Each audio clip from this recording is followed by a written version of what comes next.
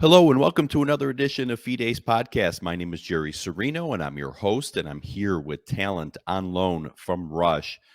We hear so many stories of hardship from people in their experiences throughout our country. We don't hear enough about experiences of the lack of freedom and the persecution that occurs in other countries. And my guest today is Marzi Amirizadeh. Hopefully, I said that correct. Yes. A very pretty name, Iranian name. Marzi is an author and a speaker, and she writes and she talks about her experiences, which are incredible in the country of Iran. Marzi, thanks so much for coming on. Thank you so much for having me. It's a Oh, pleasure. Oh, the pleasure really is all mine, and I think people are going to run out and buy your books. And if they're looking for a speaker, you want to reach out to Marzi as well. And I'll let you share with people before we close how they can connect with you, because I think it's really important. You have a great story, so let's start. Let's start with that. Let's start with where your story began. You're from Iran. You're a young woman living in Iran. Tell us the beginnings. Yes, I'm originally from Iran. For about 30 years, I lived there. And I was born just a few months before the Iranian Revolution in 1979, it toppled the great Shah, King of Iran, and brought to power a group of radical socialist Islamists. And since then, we know that Iranians are suffering because of the lack of freedoms. They lost all their freedoms since the beginning of the revolution, and especially women face many difficulties after these radicals came to power, because they lost all their rights and they are not equal with men. And there are persecution of religious minorities, including Christians, and I'm a Christian. And the Iranian regime has a terrible record of suppressing women, human rights, and persecuting religious minorities. But praise God, even in such a dictatorship country, I found Jesus Christ more than 20 years ago, and I became a Christian. Yeah. It's so amazing. So, just for people who aren't as familiar with sort of the geopolitical situation. So, in Iran, the primary religion is what? Is Islam. In Iran, when you born, in a few hours, you become a Muslim, because they fill all the documents for you and they take that you are a Muslim. There is no religious freedom and there is no choice for you.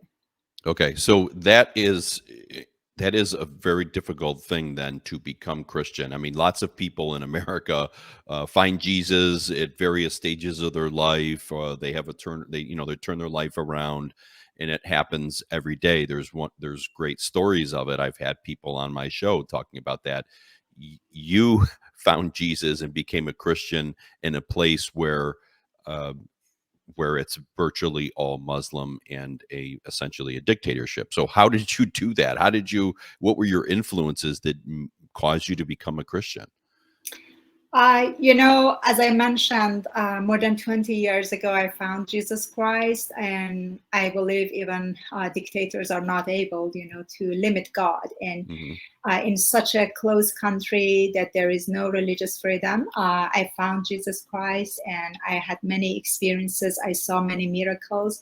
It's a long story, but people can read my whole testimony that how I found Jesus Christ.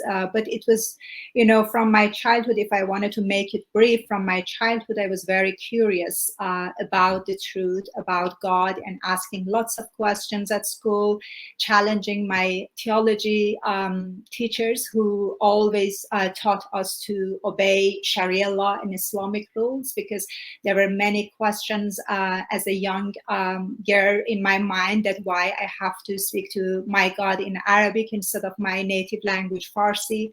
if I talk to him in Farsi, the God who created me cannot understand me. Why I have to cover myself, because it's only for women when they wanted to worship God, pray namaz, they had to wear long or white, black, long veil in order to be able to worship God, and why I have to just talk to him and bend in front of him in just a specific times. And these questions, when I was asking, that made my teachers angry, and they told me you should just obey the Islamic rules if you want God to be satisfied. And in Islam, it's all about the punishment, and they describe different kinds of tortures and punishments that God would do to us after our death. For example, if we don't cover our hair, God, after our death, God will punish us and will hang us with our own hair, and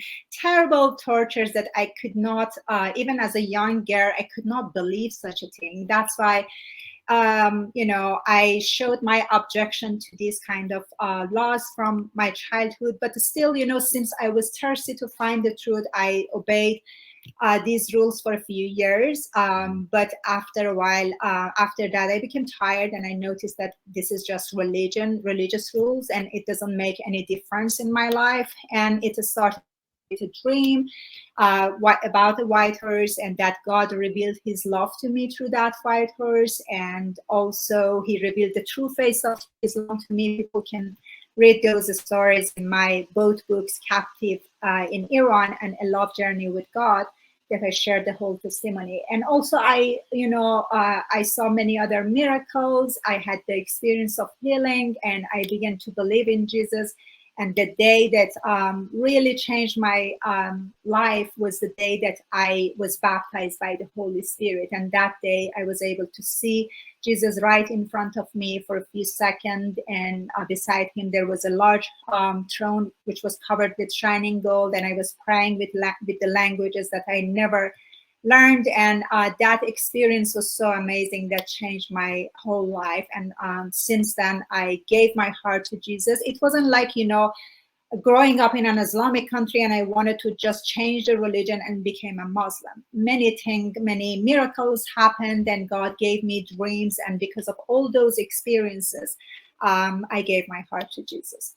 Yeah, it's amazing. So first you're a female in a country with Sharia law, right? And Yeah. as if that wasn't hard enough and difficult enough, now become a Christian. So once you become a Christian and you actually start practicing and promoting it, handing out Bibles, you ultimately were arrested. So take us from there and what happened to you. Yes, after, experiencing the love of God in Jesus, and I became more curious about Christianity. And in Iran, at that time, it wasn't possible.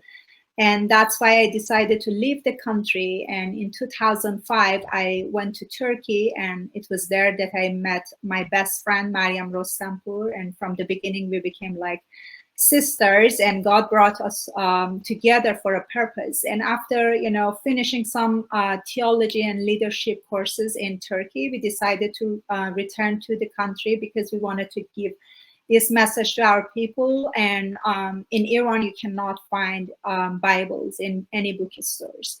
And that's why we prayed, and after a few months, God gave us a vision to distribute Bibles in the country. And we didn't have any Bibles. We contacted our pastor who was in London, and we asked them to send thousands of Bibles to Iran. And it wasn't easy for them, because they had to find an illegal way to smuggle, to print all those Bibles first, and then smuggle through some connections. And praise God, after a few months, we received the first few thousand Bibles. And we started our first mission by distributing Bibles all over the capital of Iran, Tehran. And also we took Bibles to a few other cities. And I remember we also took some Bibles to the most religious city in Iran, Qom, and we, took Bibles to very famous shrine that thousands of people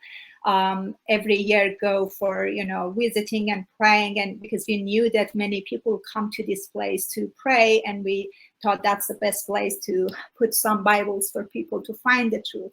It was very dangerous. It wasn't easy because we were women, and there are many limitations, and there were many times that we were so close to get caught, to get arrested. And we shared some of those stories in our book, and Captive in Iran. And also we were active. No, sorry, I forgot to mention that after finishing the first mission, which was distributing Bibles, we finally we could distribute 20,000 Bibles in Tehran and a few other cities. And after that, we started other missions, like having home churches at home. And we were so active by talking to people about our faith. And finally, in 2009, we don't know exactly who, but some people reported about our activities, and we got arrested. Wow, that's incredible. Okay, so you get arrested for, and you knew that this was a threat. You knew that this could happen. Is that correct? I mean, as you're distributing Bibles and you're an active Christian, you knew that this was something that could happen, right? Of course, because in Iran, no one is allowed to talk about any religion except Islam. For example, I remember once we were supposed to take thousands of Bibles to our apartment with through a connection in Iran, and we were all sitting in a van. And suddenly we stuck in a big traffic, and we noticed that police officers are searching all the cars, and there were only a few cars in front of us, and we were so scared. We knew that if they arrest us with all those Bibles, they would kill us immediately. They wouldn't hesitate to kill us. And that's why, the only thing that we could do at that time was praying. And suddenly a big fight happened between a driver and police officers right in front of us. And as a result of that, the police officers let the other cars to go. And that was like a miracle to us. We could see that step by step, every time we were doing this, God was with us and he was protecting us. Yeah, that's incredible. So as you're telling me all this story, I'm thinking about those of us here in America and who maybe are embarrassed to voice our opinion if our Christian belief to friends or coworkers. We're maybe embarrassed to maybe say a prayer at dinner if we're at a restaurant, and I'm guilty of it. Right? We stay quiet when somebody says something that's anti-Christian or something like that because we're afraid. We're afraid of what people think. And then you hear your story where you had real fear, real serious fear of persecution from your beliefs, not just what somebody might think, but serious consequences to your beliefs and actions. So how were you treated? So you were arrested. It eventually you were arrested. How were you treated? Yeah, before I mentioned that, I wanted to mention, as you said, yeah, I see many people that they have fear and they feel ashamed to talk about their faith. Why we should have fear? I was living in the most dangerous country, and even though it was very dangerous to talk about our faith, but we obeyed God and we talked to thousands of people over there. And I believe we need to be bold in America to talk about our faith. And I don't know if you know, I ran as a candidate in Georgia for House District 67, and I took that opportunity because I was canvassing many homes. I canvassed like 10,000 homes alone in my district, and I took that opportunity. Besides sharing about my story, I try to be a witness for God. And it doesn't matter what kind of job we have and what we do. I think in every where that we are, any job that we have, we can be a light for God and to be a witness for Jesus for other people. Yeah, I was saying that we got arrested in 2009, and we sent to the most infamous prison, which is Evin prison. But before We sent to Evin prison. They sent us to a jail, Wazara Detention Center. This is the jail, the same jail that Marzi Amirizadeh was beaten to death in September. And that's a dungeon, underground a dungeon that no one can see. That you don't have fresh air, fresh water to drink.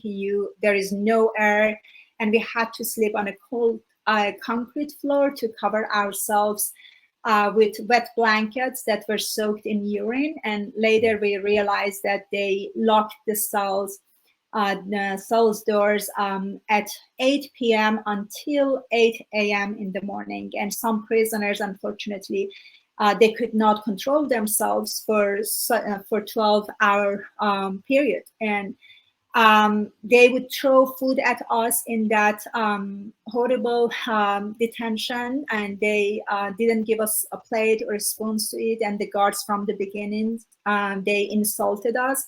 And that specific jail is just for prisoners, like, homeless women, prostitutes, and criminals. They send them to that specific jail for only a few days, like 2-3 days, and after that they would send them to the court, and the court would decide if you get released or go to another prison.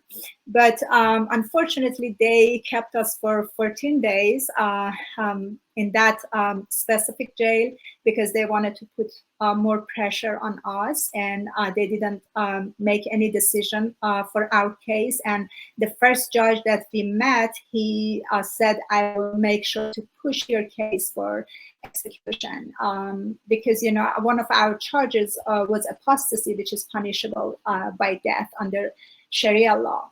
And in that jail, that was, as I mentioned, it was a horrible place. And from the beginning, we just prayed for our release because we didn't want to be there. But then we realized that, they were sending lots of prisoners, and we saw that as an opportunity to share the message of salvation with many women who had so much fear and they were hopeless. And it became like a church for us. And praise God, we could share the message of salvation with 70 to 80 women in that dungeon, and many of them gave their hearts to Jesus.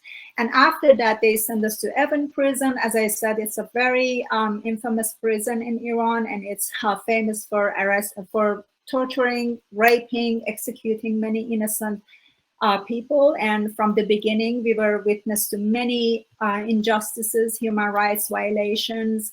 And they, for example, one day we heard that some guards raided to one of the wards that was close to us and started beating women. They wanted to search all the cells, and we could hear the cries of prisoners, and that they were beating up. And under Sharia law, men are not allowed to touch women, but in prison, for beating prisoners, it was allowed. And we were witness to, other stories that prisoners shared with us. One of our friends, one of our cellmates, she went to the clinic for getting working there, and later she realized that they asked her to sleep there because they were using her as a sex slave for IRGC and government officials who would come to prison for meeting.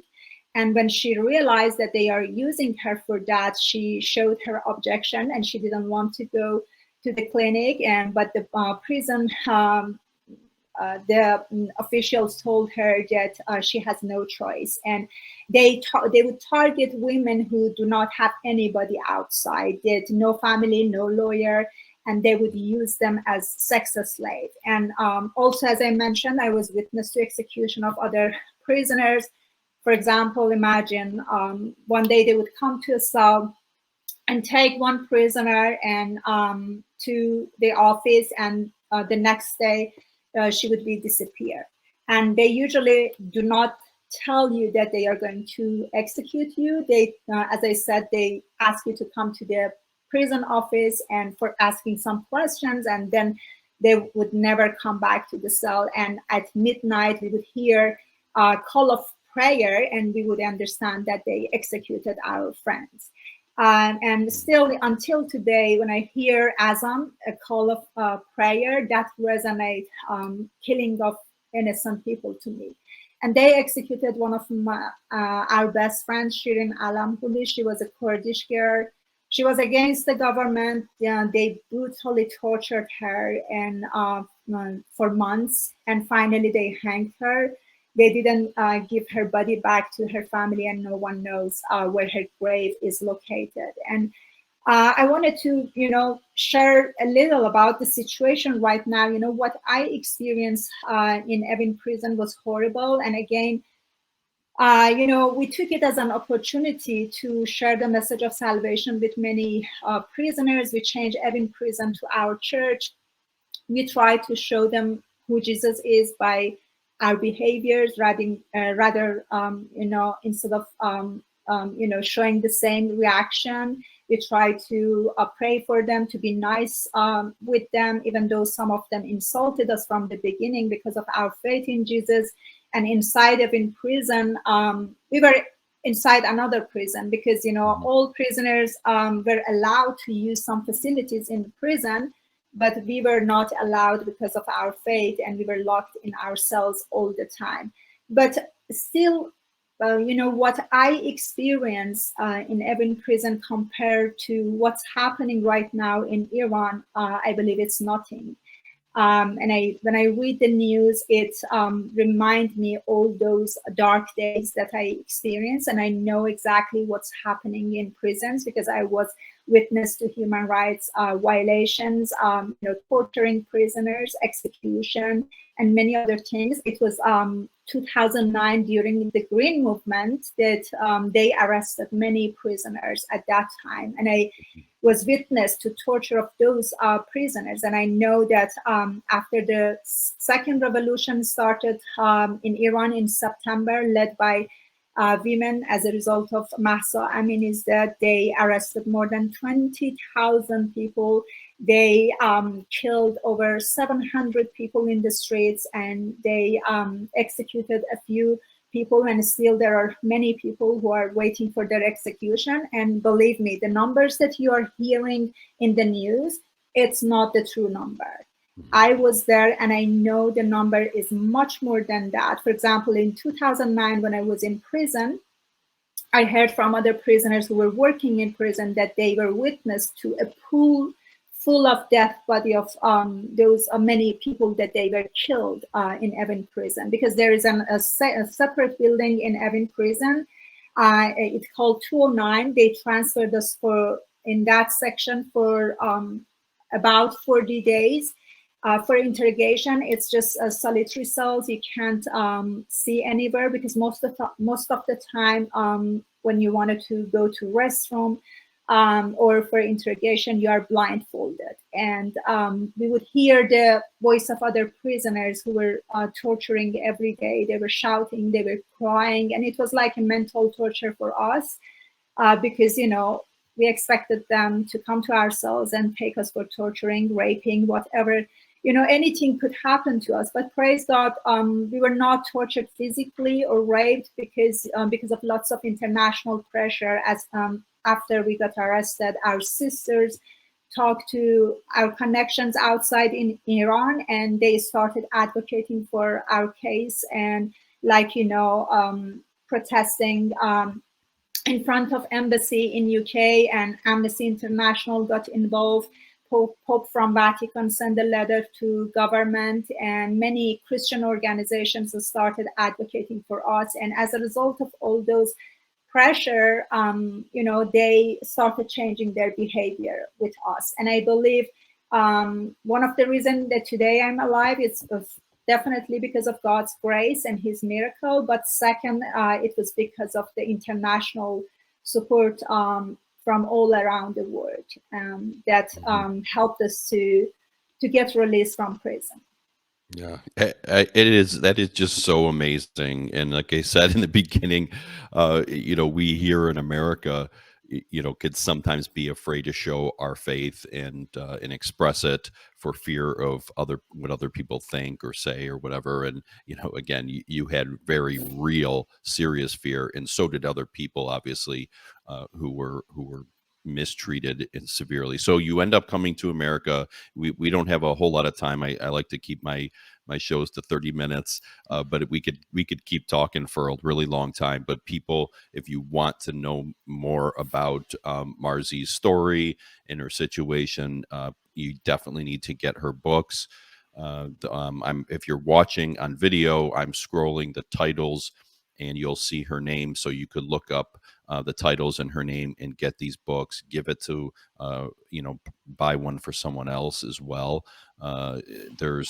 These are wonderful, and you really got to share these. So I want to ask about your experience in America. We could talk for another hour just about this, but I want to ask you what you see here in America. Obviously, we don't have people being arrested for being a particular religion. People aren't being tortured or killed because of their religion, but we do see a lot of infringement upon religious liberties, specifically Christianity and their beliefs. Tell me what you see and what you think and feel about the state of freedom of religion in America. Yeah, honestly, when I moved to the United States, I was so happy that I'm living in the greatest country in the world. And I thought that I will have all my freedoms here without being suppressed, and we will have a free and fair election. But later I realized that this is not true. And I experienced that, especially regarding our religious freedom. My voice was suppressed many times. As I mentioned, I ran as a candidate for House District 67. And one of the reasons that I wanted to run, beside God leading me to in this path, I came from a country that I lived under a dictatorship country for about 30 years. And I experienced a lot. And America now is my home. And in 2016, when I became an American citizen, I was so happy that for the first time I can vote. But what happened in the 2020 election, that was shocking to me. And there were many news about, what happened in our election. And also I myself had a dream about, what happened.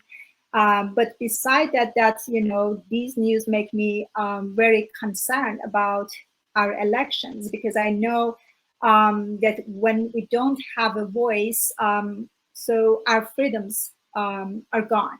In Iran, people, for example, do not have free and fair election. They cannot choose a candidate that they like. And if you challenge an election fraudulent, you will be sent to jail.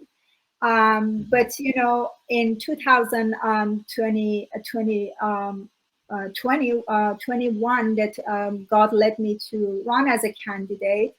I myself experienced that in my own campaign. For example, I made a campaign ad, and by sharing my story, by warning Americans about what's happening in our country. And the first day, my campaign ad got on YouTube, it got 70% view.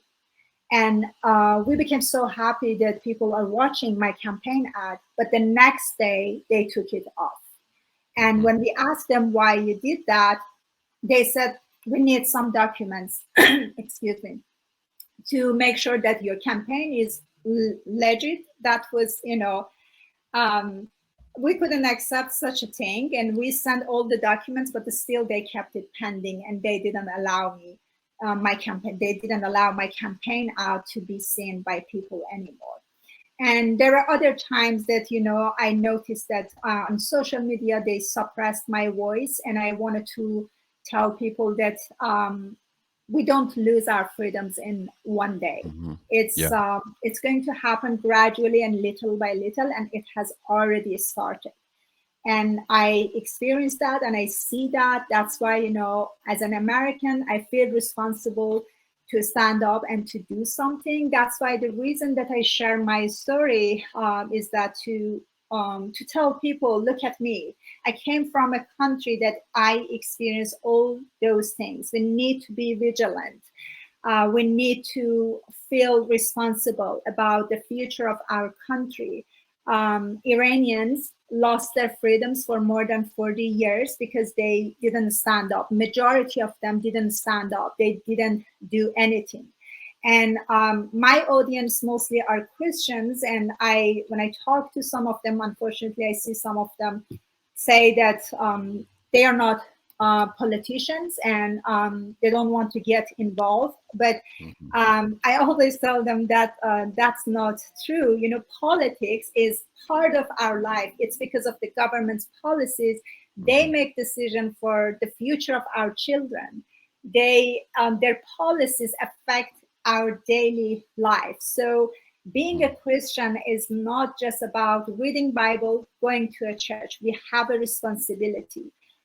Because if we are not vigilant, if we do not stand up for our faith, our values, and great principles that made this country great, we will experience the same thing, and persecution will come here. And I believe it has already started, because I experienced that many times. That's why I share my message with people, with Americans, in order to help them to see. I'm just an example to wake up and to do something. Yeah, 100%. I can't add any more to that. That was so perfectly said about how we take our freedoms for granted. How people want to shut us up, and regardless of what you think about the 2020 election, people have the right to talk about it. People have the right to ask questions, investigate. People have the right to do that. So regardless of what you think or feel, regardless of who you vote for, we should all want freedom of speech, freedom of religion, free and fair elections, and transparency, 100%, because we will, as you said, tyranny doesn't happen overnight. It happens gradually. And I think we're seeing the types of things that cause ultimate tyranny. So really, really well said. Marzi, where can people connect? Can they connect with you and get your books? They can find my books on Amazon, both books, Captive in Iran and A Love Journey with God. Excellent. And if you're looking to connect with Marzi on social media, you could just look up her name on the various social media platforms and follow her there. Really great content. And you could, if you're listening and not watching, so you don't see the titles of the books, you could just again search by her name. Her name will be in the title of this episode, so you could just get the spelling there. But really, really one of the best and most interesting and inspiring conversations I've had with my guests, Marzi Amirizadeh. Really fantastic story. Everyone, please connect with her and hear more about her story. So, Marzi, thank you so much for coming on. Thank you so much, Jerry, for having me. Yeah, my pleasure. And thank all of you for listening to this episode of Fides Podcast. Please check out all my different podcasts and all the different podcast apps on YouTube, on Rumble, and on Wednesdays at 7 p.m. Eastern on rightamericamedia.com. So thank you again for listening, and we'll see you next time.